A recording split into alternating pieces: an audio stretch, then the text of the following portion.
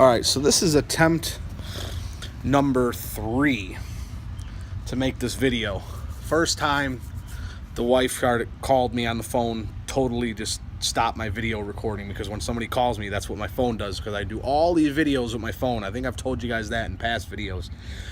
But I do have a camera, and I'm planning on starting to use that pretty soon. But I just got a computer and everything, so I'm still learning to I got to get that all hooked up and set up and ready to go, so I can start using the computer.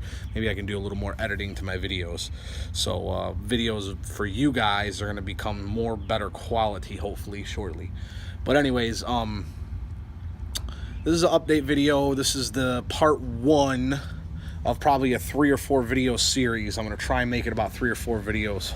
Hopefully just 3, but I might end up making 4. But anyways, it's how installing a body lift on a 2001 Chevy Silverado, or a 99 to 2002 Chevy Silverado, or you could even go newer up to the 2006, I believe, or whatever. Because, I mean, the only thing that changes on them really is the front clip.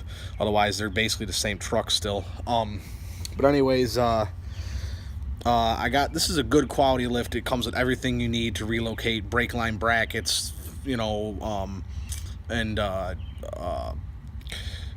all the extensions you need for the shifter, and for the gas filler neck, and for the radiator, and all. It literally comes with everything. This is not your run-of-the-mill cheap junk. Just comes with spacers and bolts type of body lift. It's literally very tedious on it's a lot of little things.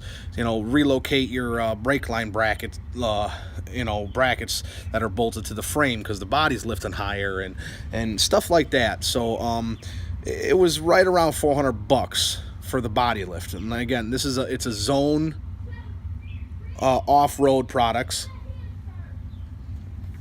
So here's the lift.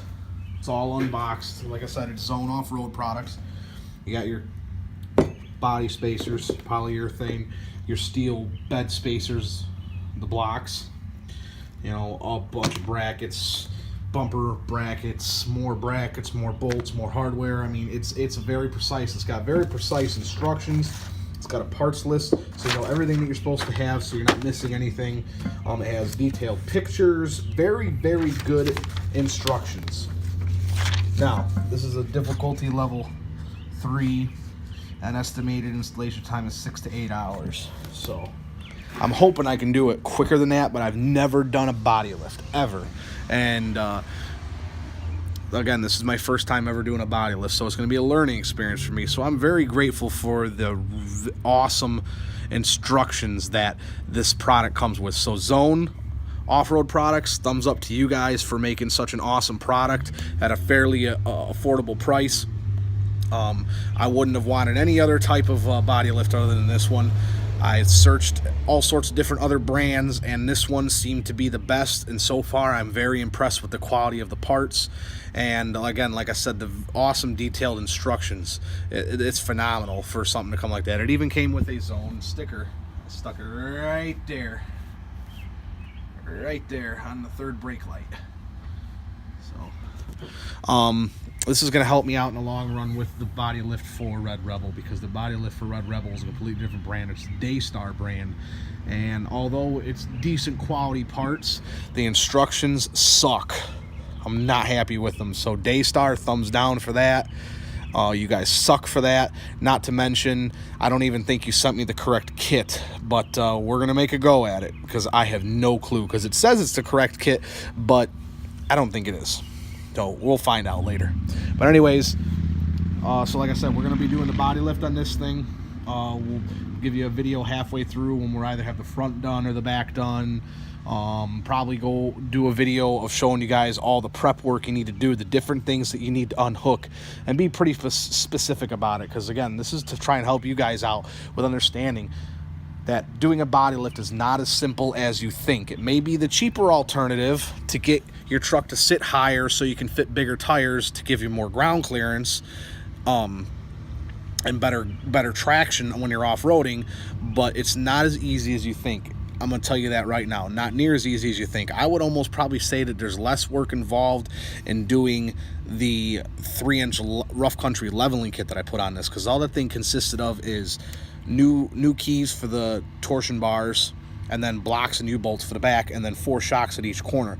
I mean, literally, installation process for that should be no more than a couple hours, 3 hours at the most. So, but yeah. Anyways, like I said, this is just video 1 of the whole series, and there'll be a lot more coming on this. And then real quick, another update, and this is the passenger side fender that I'm going to be replacing the rusty one up there with. You can see the rust hole right above the wheel well. This one was starting to rust right here, but it was just very minor surface rust. It only had a small hole, maybe the size of a dime. So I filled her in and I got her all sanded down. It had a dent up there.